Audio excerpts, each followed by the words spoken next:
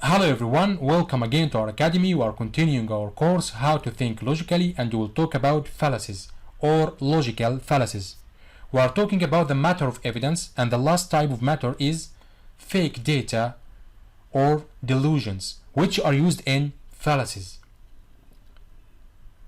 Sometimes while we are thinking, we may use some wrong or fake evidence.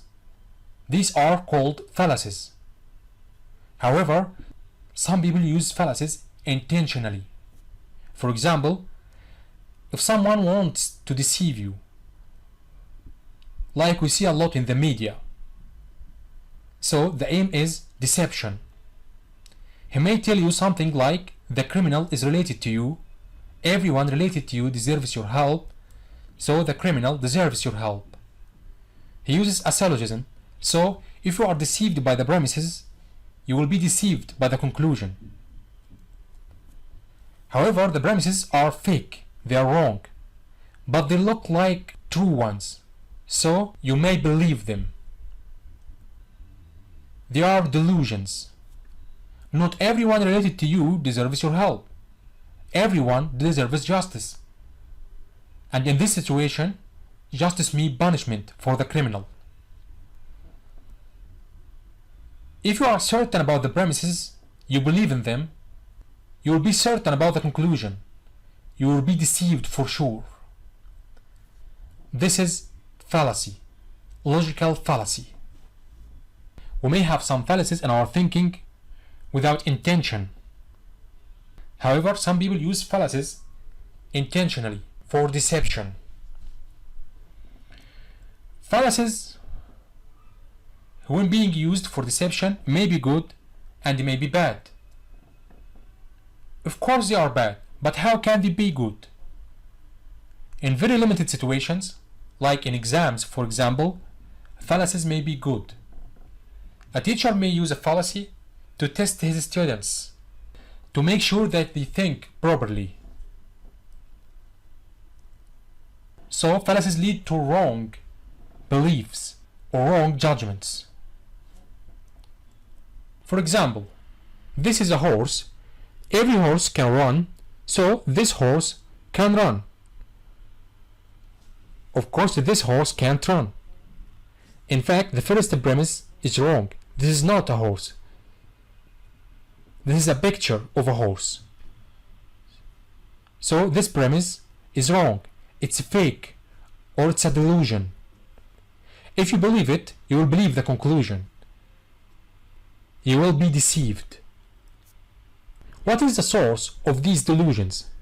What is the source of this fake data which look like true ones? First, the delusion may be due to similarity in words. A single word may have more than one meaning. This may lead to a fallacy. This is called equivocal fallacies. For example, a spade has two meanings, and so on.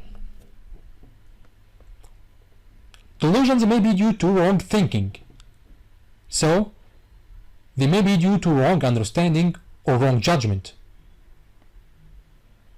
This means they may be due to wrong definitions or wrong evidence. They may be due to wrong matter or wrong form. In fact, any error in thinking will lead to a delusion. This is why it's very important to study logic very well to be able to deal with fallacies. For example, someone may use an incomplete definition with essentials, an incomplete limiting definition, and they make you believe that it's complete. For example, he may make you believe that the human being is just an animal. Someone may use accidentals in the definition and they make you believe that they are essentials. For example, he may make you believe that the human being is a white person only. Someone may use a wrong form of definition. This may lead to confusion and error. For example, he may define the human being as growing rational body and sensitive, missing some essentials, but due to the bad form, you can't notice this. In the matter of evidence, someone may use premises that are not certain and are not true. However, he may deceive you and make you think that they are certain and true because they are famous, popular, from a trusted source, similar to the axioms, and so on. In the form of evidence, he may use an incorrect syllogism, so the conclusion is not correct, and make you believe that this evidence is right. For example, the premises may have nothing to do with the conclusion. He may say something like, Jack is a doctor, every doctor studies hard, so Jack has no social relationships. The conclusion has nothing to do with the premises. He may not use any universal or general premise in the syllogism, so it's a wrong one.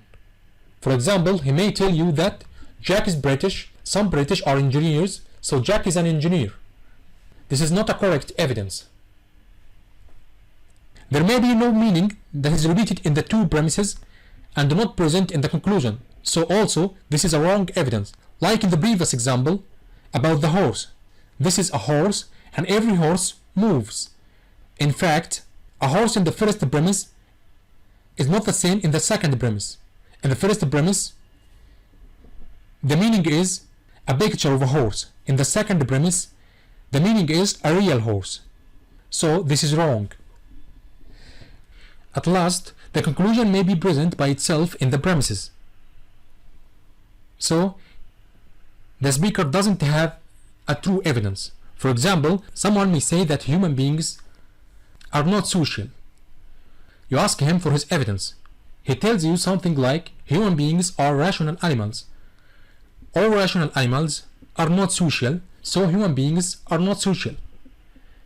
In fact, the second premise, all rational animals are not social, is the same as the conclusion. This is not a true evidence. A premise is the same as the conclusion. So, any error in the form of syllogism will lead to a wrong evidence and a fallacy. At last, someone may use an induction or analogy and use the conclusion as certain. For example, there may be some Muslims who are terrorists. So he uses an induction and conclude that every Muslim is a terrorist. And he uses this conclusion as a certain truth. So, to summarize, any error in the laws of thinking we have been studying all over our course will lead to a delusion and a logical fallacy. So it's very important to study and to remember the laws of logic very well. There are some factors that may help in deception. The ignorance of the audience, using temptation or frightening. These factors will lead to other types of fallacies. For example, using sideways discussions, using excessive, unnecessary details, attacking the opponent's personality, and labeling the opponent. All of these may help to deceive the audience if they are ignorant. Temptation may use money, emotions, and charisma. Frightening may use many tools and many methods. For example, ambitious talk may make the opponent feel stupid and frightened. Rapid excessive talking may make him confused and frightened. Shouting and anger. Using fame and power to frighten him. Like reminding him that he is going against the whole community and the men in power, and so on. These are different factors that may help in deception. And to avoid deception, you must study logic very well, have some true knowledge, and to be strong against temptation and frightening. Let's look at some examples of fallacies. Someone may say that since only man is rational and no woman is a man, therefore no woman is rational. This is an equivocal fallacy in which the word man is used by two different meanings. Materialists and empiricalists say that the universe is only material. And when you ask them, why do they say so? They tell you because our sense and experiments only notice material stuff. And when you ask them, why did you say that sense and experiments are enough to discover the universe around us? They tell you because the universe is only material. And when you ask them, why did they say so? They tell you because of the senses and experiments and so on. In fact, the conclusion here is present in the premises. This is a fallacy. They didn't answer our question. It's also too bad to observe a lot of fallacies and some TV shows and some public arguments. Some of these arguments uses shouting, anger, screaming, excessive talking, sideways, and a lot of other ways to deceive the audience and the opponent. So a logical fallacy is a type of an evidence which may be used unintentionally or intentionally.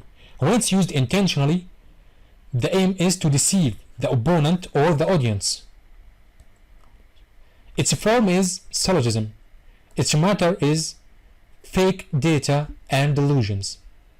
They must look like true data so the other side may believe in them.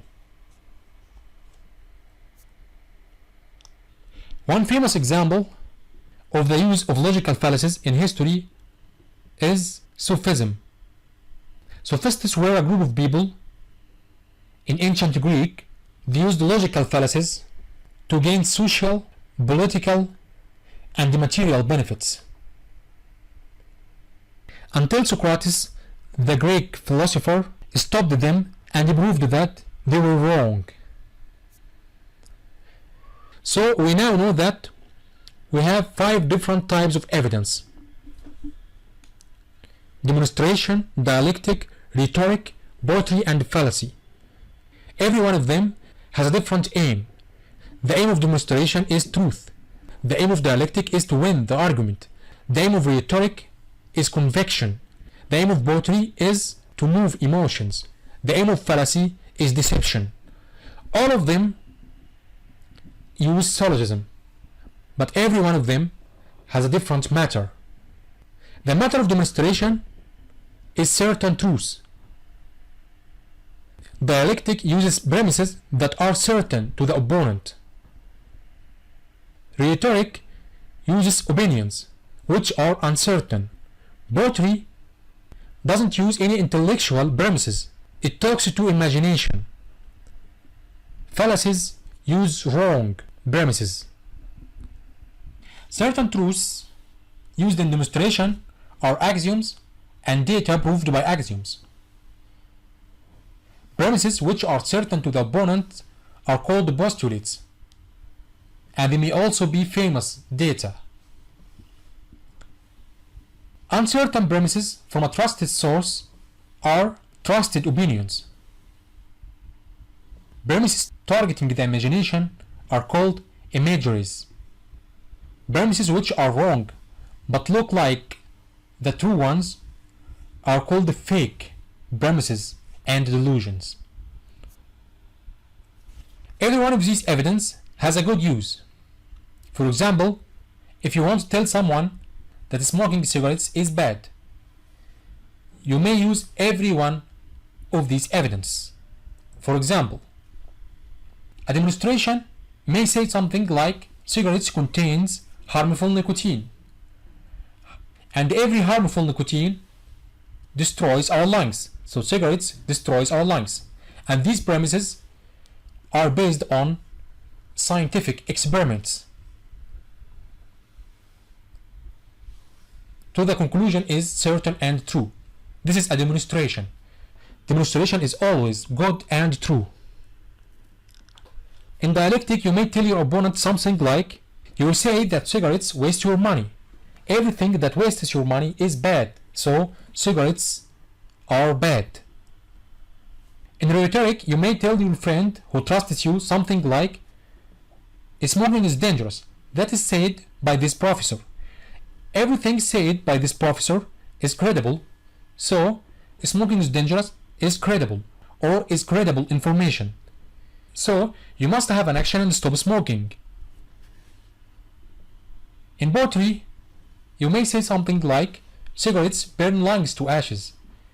Everything that burns lungs to ashes buries our health, so cigarettes bury our health. In fallacy, a teacher may test his students.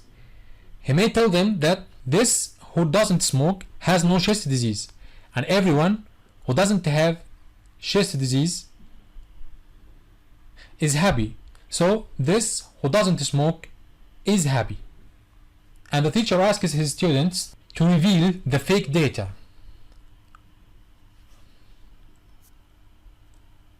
So we have finished talking about the different types of matter used in evidence and the different types of evidence. And we now know that thinking is divided into understanding and judgment. Understanding needs definition, judgment needs evidence. Both of them is made of matter and form. The matter of definition includes essentials and accidentals. The form of definition is to start by general concepts and to move towards special ones. The matter of evidence may be certain truths, postulates, opinions, imageries, and fake data and delusions. The form of evidence may be syllogism, induction, or analogy.